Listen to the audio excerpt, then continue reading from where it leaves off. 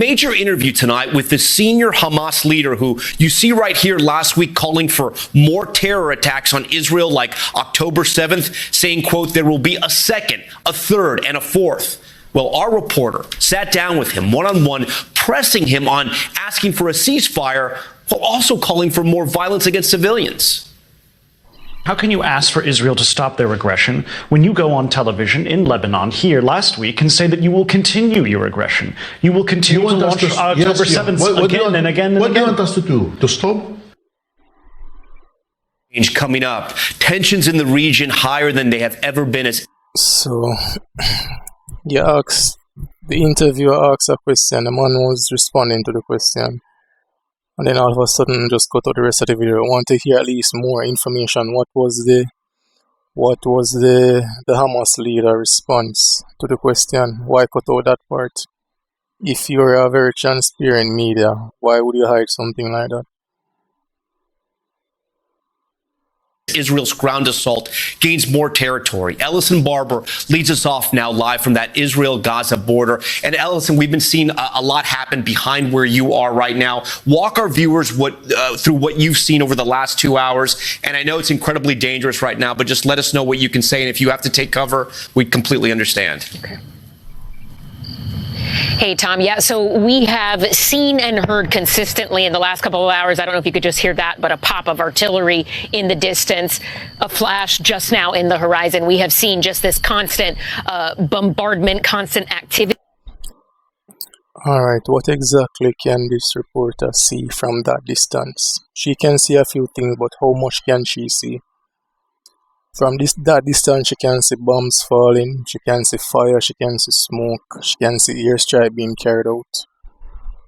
However, she's not at a point of distance where she can clearly see the full details of what is taking place there, and that is an issue. Majority of the reporters that could give more clarity on the situations are persons that are definitely on the battlefield, on the ground, persons that are being affected. Reporters are being affected by what is taking place there, and most of the supporters are reporters that they can take this information from, are persons from like Al Jazeera and a few others. However, based on what is taking place here, it's not safe for them to be there, and because of this, we can't know the full detail of what is taking place. All we can know is that there are being strikes being carried out. Their Hamas terrorists are being dealt with by Israel forces. But as well, we realize that a lot of innocent persons are being killed as well. However, I guess international laws had changed from October the 7th, because even when it comes to the safety of hostages, it's carried out by SWAT teams and other policing agencies. However, that was not carried out none whatsoever. It wasn't even thought of as far as I'm concerned, because you cannot bomb a territory and you have no knowledge of where the hostages are. That makes no sense whatsoever. So, I don't know, it's strange.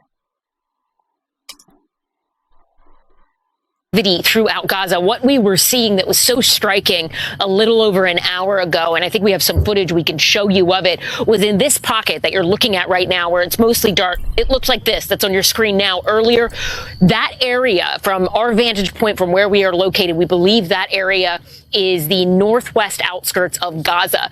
We were seeing massive amounts of flares appearing in the sky, and then just constant booms of explosions and activity on the ground underneath those flares, plumes of smoke, just constant for almost an hour. We hadn't seen activity like that in such a concentrated area really at any point since we have been reporting along the border since this war began. And that was the heaviest activity in such a small pocket we've certainly seen since Israeli forces announced they had launched the ground and the ground invasion into Gaza. Military experts who were watching that with us, Tom, they were saying they were lighting up that section of the sky, likely Israeli forces, so their troops on the ground could move and see and carry out attacks moving forward. And that was all happening right as a spokesperson for Israel's defense forces was saying publicly that Israeli forces had completed their encirclement of Gaza City. Tom? So, Ellison, I know this is a difficult question because communications are so difficult, as we just saw another flare there behind you. What are we hearing tonight from inside Gaza where those strikes are landing? So it's been very minimal information. We're hearing the booms again. We have been trying to check in with our teams to get constant updates on what's going on. Yes, you're right. There's minimal information because, as a matter of fact, how is there even minimal information? It's a truth to what she's saying, but it also can be lie. So there's truth and lie within just one question. There are Palestinian journalists. However, Western media does not trust most of the Palestinian reporters, which are basically attached to Al Jazeera. Now, whether or not you believe that some of the reports are false, you have to look into it and try to decipher what is false from what is true. And in order to get that conclusion, you have to look from both sides. You have to look from Al Jazeera as well as Western media. So if you just stick to what Israel is telling you, what America is telling you, how will you know the complete facts of the situation? You want to hear one side of the story, you need to hear both sides of the story. Going on, but it's very, very difficult to get information. Most of the information we tend to be getting, be it from contacts or other members of our team, are voice notes and messages right now. And one person I'd spoken to just the other day talked about how even though power had come back, internet connectivity had come back, it's in waves. So it's difficult to know exactly what this looks like on the ground right now because so much of the activity has been in these late night hours. The majority of civilians had been told to leave northern Gaza, as you know, Tom, and the Israeli military has said a lot of people have heeded those warnings. But Gaza City, that is the most populated area on the Gaza Strip. Before the war, there were about 600,000 people living there. We don't know exactly how many are there in that area tonight, but we know not every civilian has been able to evacuate, even just to the south. Tom. All right, Ellison Barber for us tonight. Ellison, you and your team, please stay safe out there. We know at least 79 Americans safely fleeing. All I can say is I personally don't take NCB, Fox News, and there's another one by the name of CBN. I don't take them seriously because essentially they are mostly sticking to one narrative, and who can blame them? You live in America. Your nationality is American. If you start to say anything that might be positive towards Palestine, you basically be seen as a traitor to your nation. So I guess they're doing what they believe is right, even though some of the things that they're saying is a lie, and they know that's a lie. But as long as it strengthens the narrative of US and Israel, everything is okay. Some persons want to associate this war or this conflict with politics. However, they want to, not politics but religion.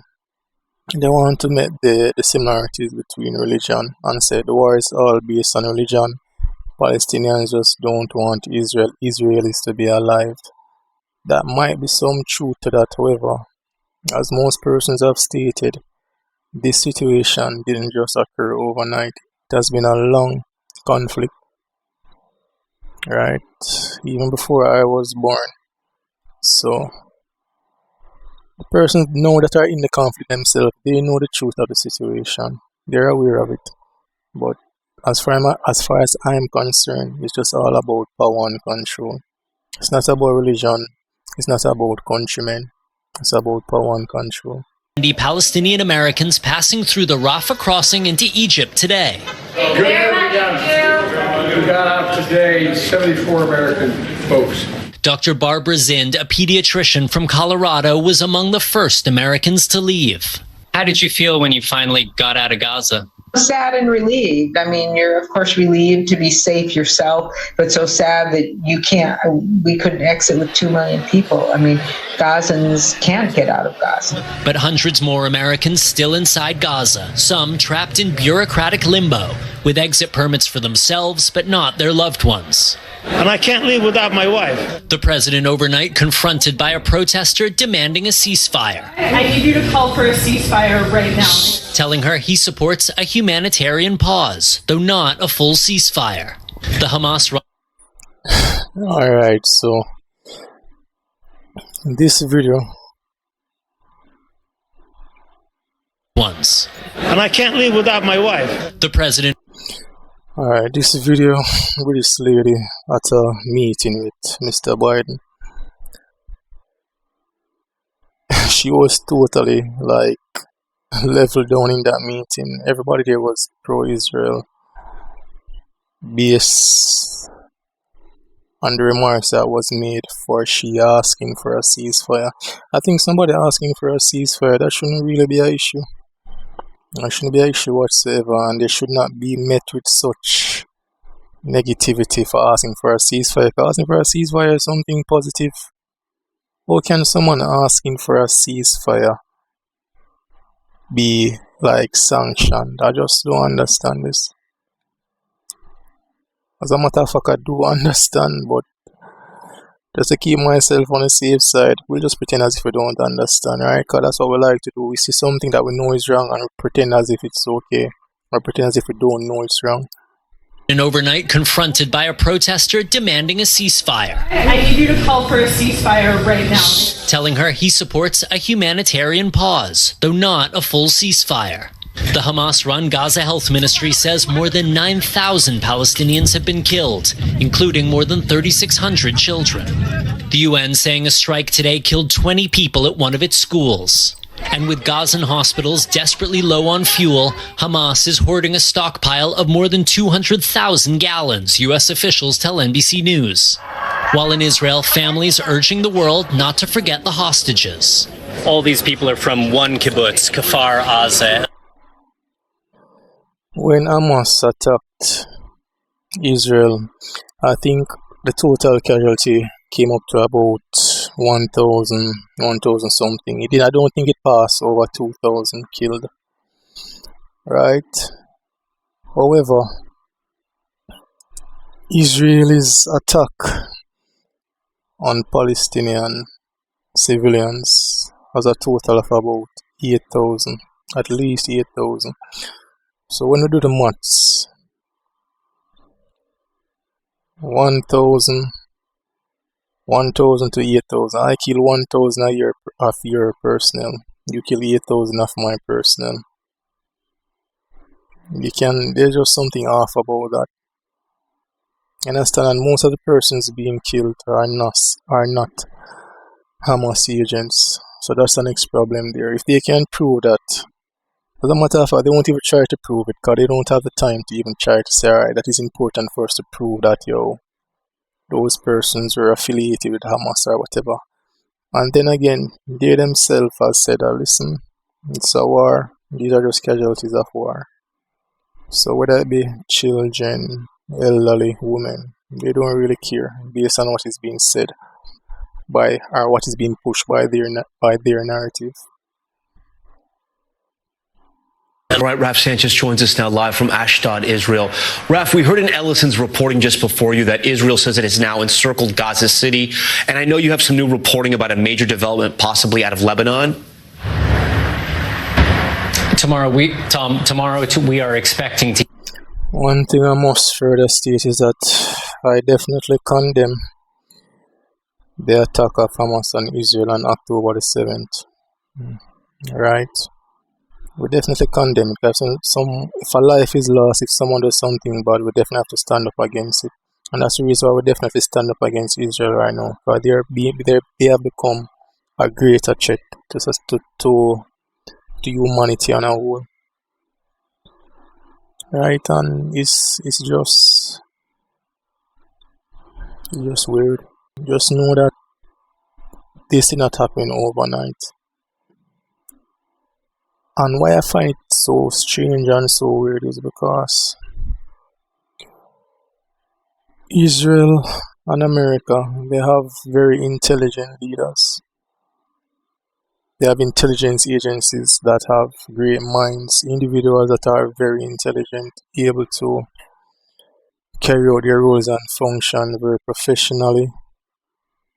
So, for this to reach this stage, you cannot tell me that you did not have control over this. You cannot tell me that you did not have a part to play in this. You cannot tell me that this is not a plan being carried out in front of everyone's eyes.